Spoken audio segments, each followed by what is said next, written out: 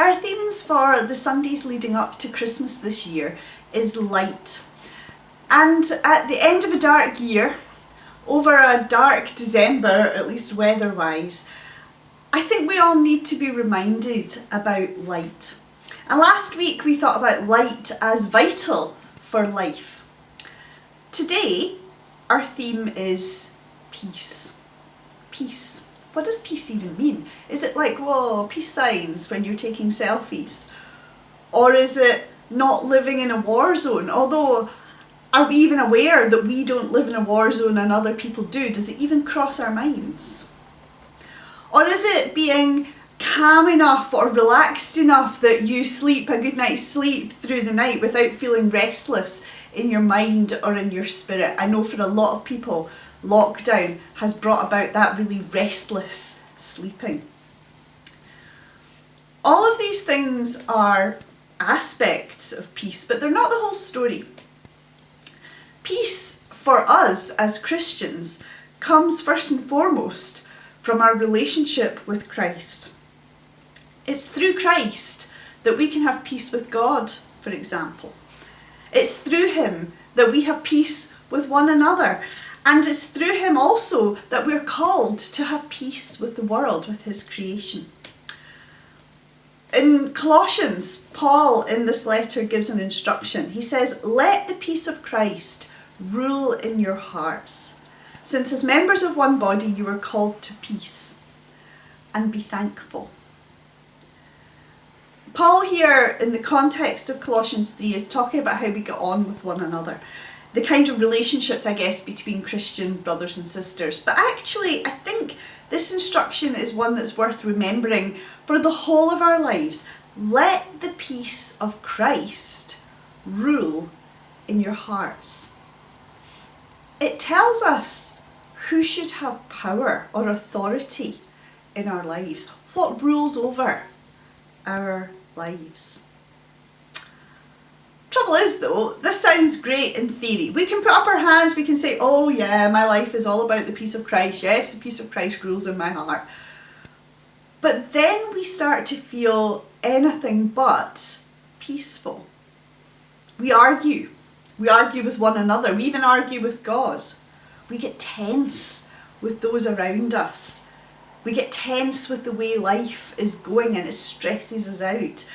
Inside of ourselves, we feel unsettled about things. We don't feel that we live lives which are at peace. I think this is true in normal times, but it's even more true over lockdown. Tension, stress, snappiness with one another, unsettledness have all been on the rise over lockdown. And there's been studies now done, lockdown's gone on long enough that there's been studies done to show how this is affecting a lot of people. Today, as we think about peace, we're going to be looking at a really well-known passage from Isaiah. It's a prophecy that was spoken when the people were at a really unsettled time in their history. Darkness is how Isaiah describes it. The trouble is though, in their darkness, God's people turned away from God. They began to seek peace, they began to seek security in all kinds of other spiritualities.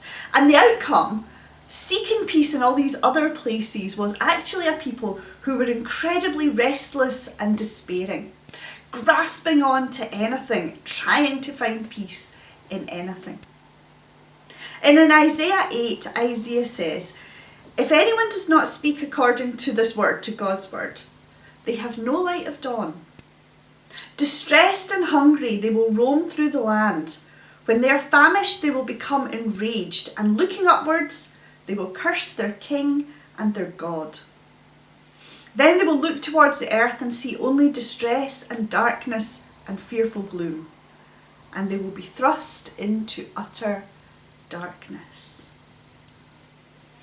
This is a horrible picture of despair. It's a picture of a people who are really very much not at peace. They've turned from trusting God and are going after all kinds of spiritualities to try and bring them peace. And it hasn't worked.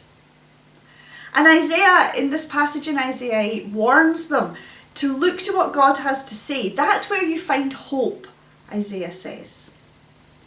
But they don't do it. And their lives are distressed and hungry, he says. They might not be physically hungry, we don't know. But their lives lack peace. Their lives lack security. And they will look towards the earth, says Isaiah, and see only distress and darkness and fearful gloom. What an awful way to live. No sense of hope, no sense of peace, no sense of light. Fortunately though, that isn't the end of the story, because God is with his people, and darkness, as we heard last week, is never the winner. And so here is what God says to his people. Nevertheless, there will be no more gloom for those who were in distress. In the past he humbled the land of Zebulun and the land of Naphtali, but in the future he will honor Galilee of the nations, by the way of the sea, beyond the Jordan. The people walking in darkness have seen a great light. On those living in the land of deep darkness a light has dawned. You have enlarged the nation and increased their joy. They rejoice before you as people rejoice at the harvest, as warriors rejoice when dividing the plunder. As in the day of Midian's defeat, you have shattered the yoke that burdens them, the bar across their shoulders, the rod of their oppressor. Every warrior's boot used in battle, and every garment rolled in blood, will be destined for burning, will be fuel for the fire. For unto us a child is born, to us a son is given, and the government will be on his shoulders. And he will be called Wonderful Counsellor, Mighty God, Everlasting Father, Prince of Peace. Of the greatness of his government and peace there will be no end. He will reign on David's throne and over his kingdom, establishing and upholding it with justice and righteousness from that time on and forever. The zeal of the Lord Almighty will accomplish this.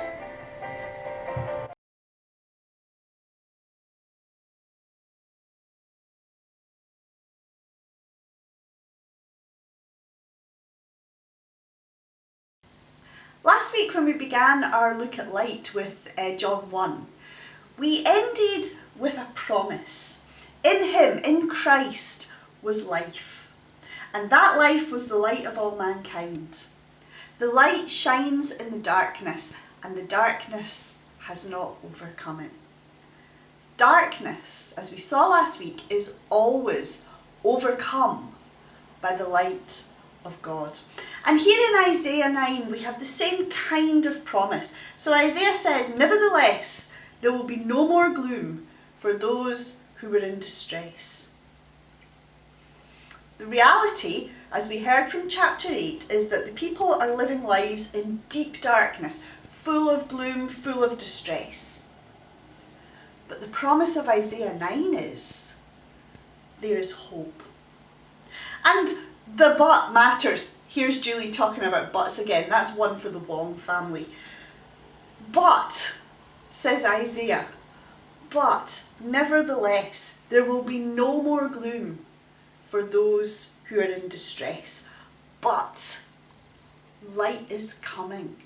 But darkness is not the end. A new way of living is possible. Where the people are right now is not the end of the story. There's hope for something different.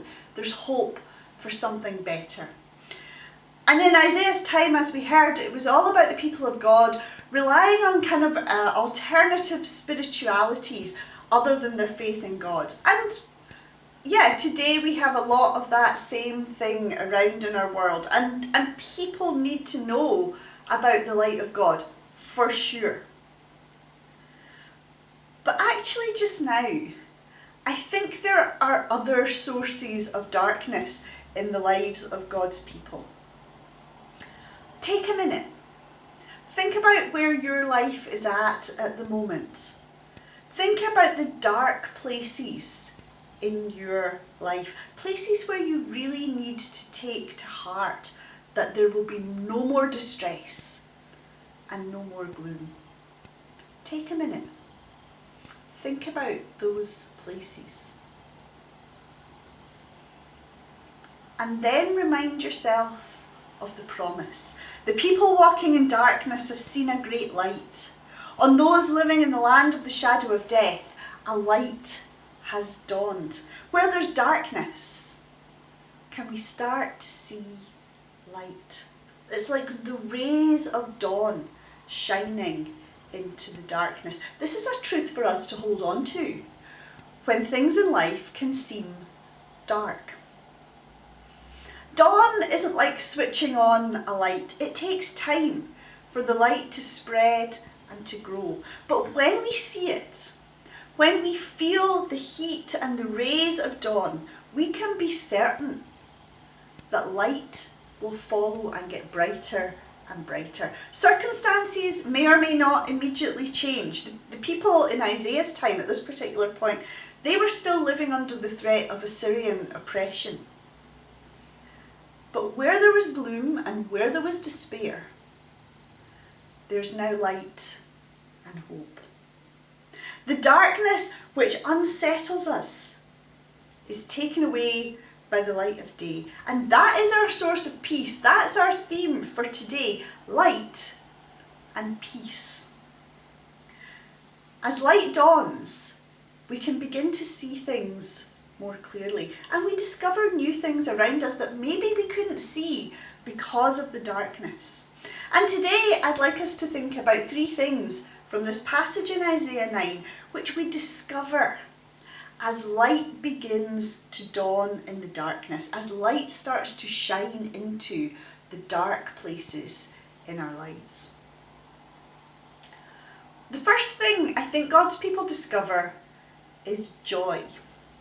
The people walking in darkness have seen a great light, and as a result, Isaiah says to God, "You have enlarged the nation and increased their joy. They rejoice before you as people rejoice at the harvest, as warriors rejoice when dividing the plunder." It's extravagant joy. What Isaiah gives us here in this verse is a picture of a group of people whose lives are transformed from gloom and despair and darkness to prosperity and sustenance and security. Now, we could read this verse and we could think to ourselves, Christmas is coming and I like stuff. I like presents. Is the kind of joy Isaiah's talking about here about getting more and more Christmas gifts? It is a Christmas passage after all, so it must be about us getting more and more stuff. That kind of prosperity sounds great. Actually though, when the Bible speaks about prosperity, it speaks about a group which prospers and every person in the group thrives. From young to old, from rich to poor, everyone. A nation which thrives in finding joy in what God is doing is a prosperous nation. It's not about stuff. It's about sustaining and thriving a community. Remember, this is God's people that are prospering, which means it's God's kingdom which is prospering, and God's kingdom values are spreading and growing. That's the kind of prosperity that's bringing joy in Isaiah's time. It's not about stuff. It's about the joy. Joy as God's kingdom grows. Joy as everyone shares in the harvest, which celebrates God's goodness. Joy in peace and security when enemies are defeated and people feel safe. This is the kind of joy Isaiah's describing here. Nowadays for us, can we look and can we see what God is doing? And can we find that joy? God is at work Can we look? Can we see? Are those rays of light shining into where God is working? I think this joy can be hard to find when circumstances seem hard. Isaiah is speaking to a tiny nation oppressed by the massive Assyrian Empire. But there's hope, because God is a God of justice. For as in the day of Midian's defeat, you have shattered the yoke that burdens them, the bar across their shoulders, the rod of their oppressor. You can read about the defeat of the Midianites in Judges 7. But what we have here in Isaiah is a comparison. Look at what God did in the past and realise that he can do it in the present. Light is shining into the darkness of tyranny on the one hand and into the darkness of violence on the other hand. Tyrants, they put burdens on people, bars across their shoulders, as Isaiah puts it. And violence oppresses people. But neither of these things are God's way, and he will shatter them. His kingdom way, his reason for joy in his people and ongoing peace, is that the things which burden people and which oppress people will be gone. In fact, in this new way of living, there can be peace in which the very memories of these things are laid to rest. Every warrior's boot used in battle, says Isaiah, and every garment rolled in blood will be destined for burning, will be fuel for the fire. It doesn't change the past. It doesn't change the fact that there's deep pain, there's war, there's injustice, and all of that has happened.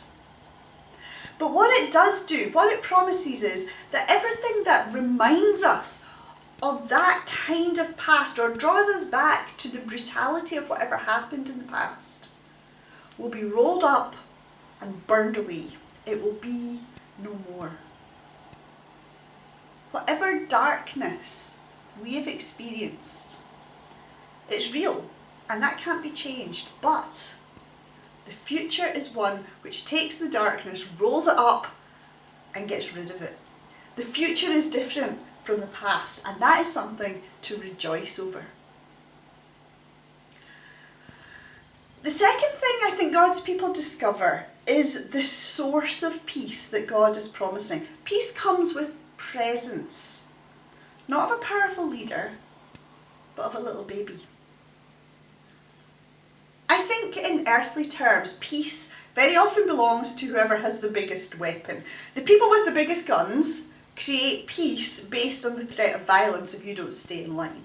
And so we end up with more and more sophisticated ways to kill one another in the name of peace. But Isaiah's just told us that God's way is to roll up the ways of destruction. So God must have another plan. Who is going to be the ultimate source of peace? Well, it's not a warrior, it's not a king, it's not a politician, it's not a CEO, it's a little baby. For to us a child is born, to us a son is given.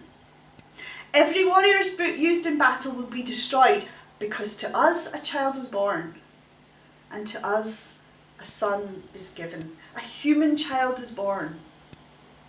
The Son of God is given. This is the truth of Christmas. In Jesus we find both a human baby born in exactly the same way as every one of us, but we also find the eternal Son of God given by him to bring about a new kingdom, a new relationship with God. Jesus is fully God and fully human, and in Isaiah 9 we have a little bit of a description of that. This baby is described with 4 different qualities which he brings to his people. He is, Isaiah says, the Wonderful Counsellor. Now, this isn't about him being like the best therapist in the whole world, where we finish our therapy session with him and we feel good. And if we don't like what he has to say, well, we can always move on to another feel-good therapist. Jesus is not our therapist, although he does hear and understand our problems. What we have here in Isaiah 9 is a vision of a leader of a new kind of kingdom. And a kingdom doesn't need a therapist. it needs a king. It needs a leader. And when Isaiah talks about this wonderful counselor, he's talking about the one who gives wise counsel. In other words, the people in a kingdom go to the king, go to the ruler, seeking his advice. And the assumption is that when we get that advice, that instruction from the king, we act on it. There's authority there. It's not just about listening to what he has to say, it's about listening and putting it into action. It's all about wisdom, wonderful wisdom for living. Wisdom which might come through a brother or sister Christian, might come through his word, it might come through prayer. No matter how he speaks to us, he speaks as the one who is the source of wise counsel in our lives. Wonderful counsel in our lives. Wonder. It's that sense of amazement at something extraordinary. It takes us out of ourselves and it sees something incredible. I don't know, when was the last time you were amazed by the wisdom of God? When you had one of those moments when you say, wow, that is God's wisdom for my life. Christmas is a time to rediscover the wonderful counsel of God. He's also described as the mighty God, not a God, but God, the only God, and the one who is mighty.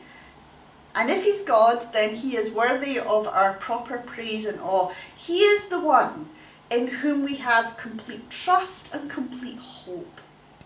In fact, there's nothing else in our lives which should have that place. That was the problem with the people that we heard about in Isaiah 8. He's not just God, he's the mighty God. Powerful, awesome. He is the one that we can trust completely. His power, his might is greater than anything else. Then he's described as the everlasting Father. And well, this is where it starts to get a little bit tricky. Because some of you will be thinking, well, wait a minute, isn't Isaiah describing Jesus? And isn't Jesus the Son of God? How can he be called the Father? Don't want to get ourselves twisted up here. Isaiah's not giving a description of a particular relationship.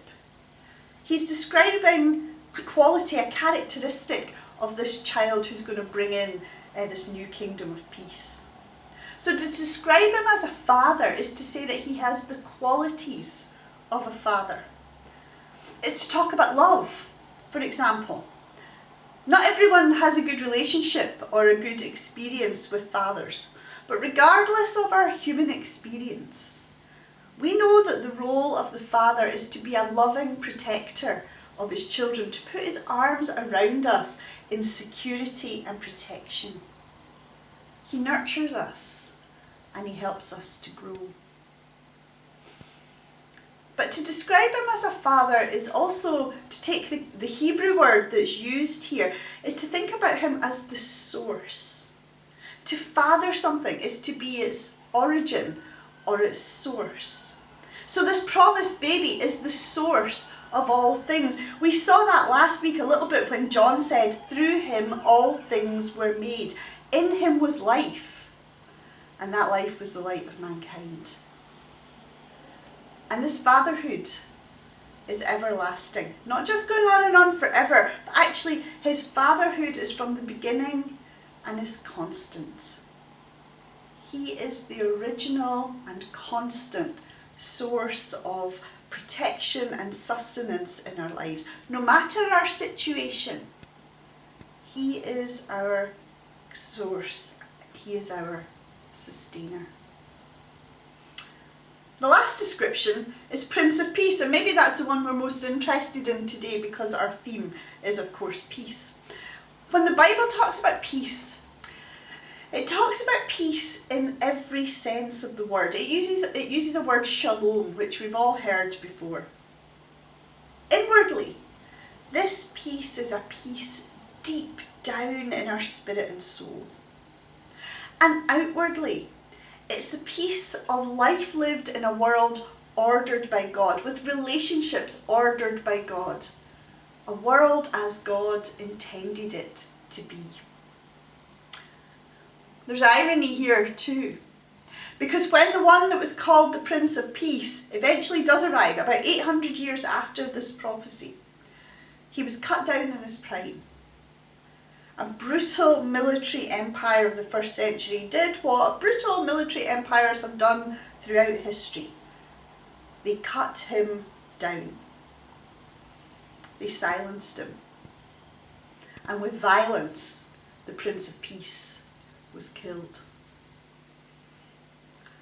For me personally, I think knowing this actually helps me cope with the kind of brutality we see around the world from leaders and from others. Even when God himself, even when the Prince of Peace comes into the world, human anger, human selfishness, human brutality, fear, violence, it cuts him down. I find it quite hard to call Jesus the Prince of Peace, who has come declaring this kingdom of peace, when actually we see so little peace round about us.